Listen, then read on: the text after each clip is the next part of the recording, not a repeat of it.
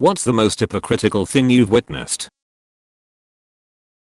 I was having a hard time getting a job after college. My step-grandmother called me every single name in the book. Every variation of deadbeat dependent loser you can possibly think of. Almost every since time I saw her. No self-discipline. No drive.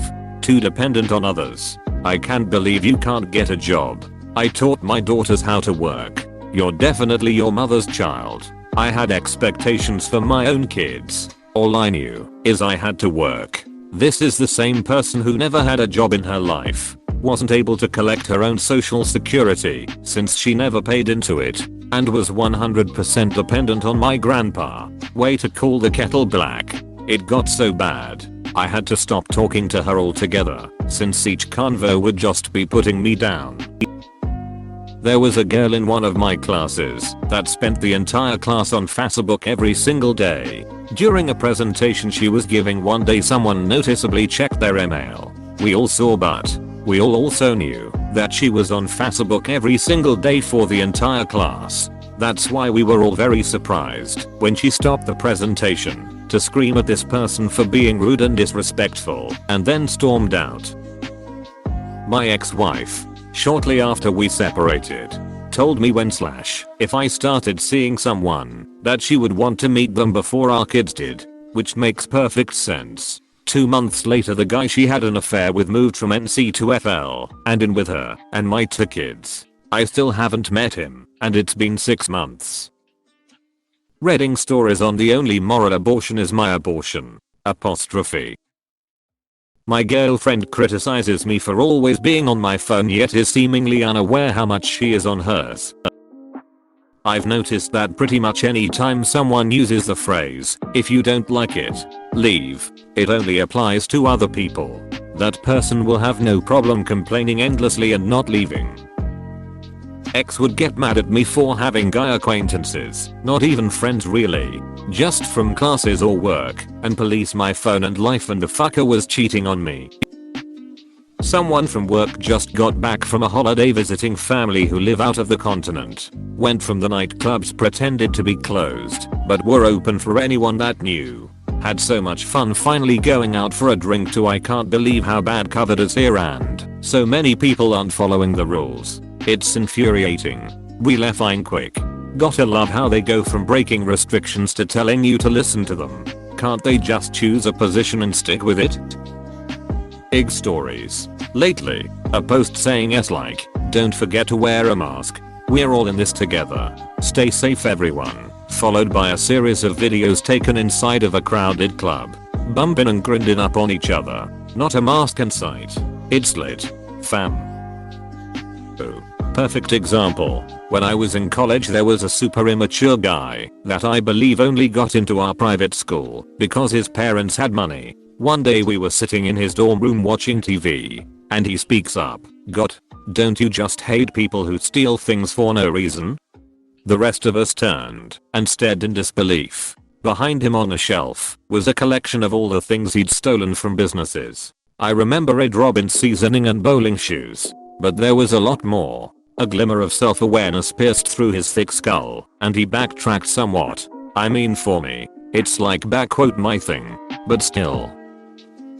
People who watch TV for hours on end saying playing video games is a waste of time.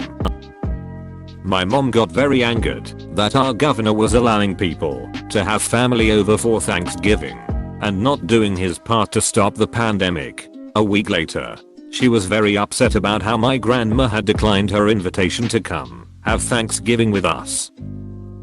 I worked for a small company that hated giving out raises. The owners pulled a neat trick where they sold the company to itself. Then they became board members as soon as they weren't responsible for the revenue. After all, they got the money for the sale. We were getting berated for everyone having a low salary. It was like, "You set our prices and the salaries as of last month. We don't have any funds because you sold the business to itself and we need to pay that note." He was right and we worked on fixing it, but suddenly being blindsided due to being in the position he created drove me nuts. When I was going through my college party phase, I ended up hanging with kids who graduated from a local Christian school. They drank, did drugs, and bragged about premarital sex like a lot of college students. When you talked about politics though, they immediately would go on and on about the moral failings of society and how it needs to be more Christian yada yada. I work in a courthouse. People who abused children for years and years, and when they get on the stand they break down crying and plead for mercy. Toxic office where I worked was like a huge entangled ball of hypocrisy. But one example for all, my colleague being about others gossiping while actively doing that too.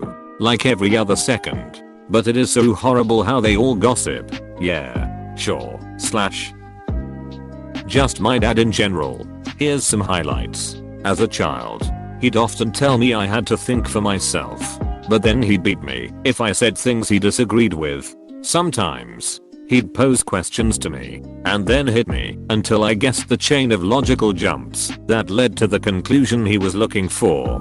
He once went on a 4-hour rant about how my generation are all dirty communists and Muslims are all terrorists and a big gay conspiracy and other such nonsense. I couldn't get a word in edgewise. But he had the gall to end with I'd be willing to change my mind if anybody were willing to have a discussion with me. But nobody's willing to talk with me. When Trump got elected and people were complaining about it, his response was, how dare they question the president? That's disrespectful to the office. A month earlier, he was still aboard the Obama birther train. These days, he thinks Biden stole the election. In high school, he sometimes made fun of me for being a creature of habit. He's had the same routine, worn identical outfits, and eaten the same lunch every day for the past 20+ years at least. I didn't have much say in my routine back then anyway. School ate up most of my time, and it's not like my parents allowed me to get together with my friends. Similarly, he'd make fun of me for not having friends. I did have friends, but to him, they didn't count because he'd never met them, because he never allowed them to visit, because he'd never met them. He has one friend that he sees outside of work once a year, and oftentimes not even that. Bashing other people for racism and being racist towards a different minority. That almost everyone I meet can't follow their own advice they give to others. My mother crying over sex trafficking victims in other countries while ignoring me telling her when someone was touching me inappropriately and begging my brother to ask for a lighter sentence for the bastard who sexually assaulted him because he's a man of God. Apostrophe.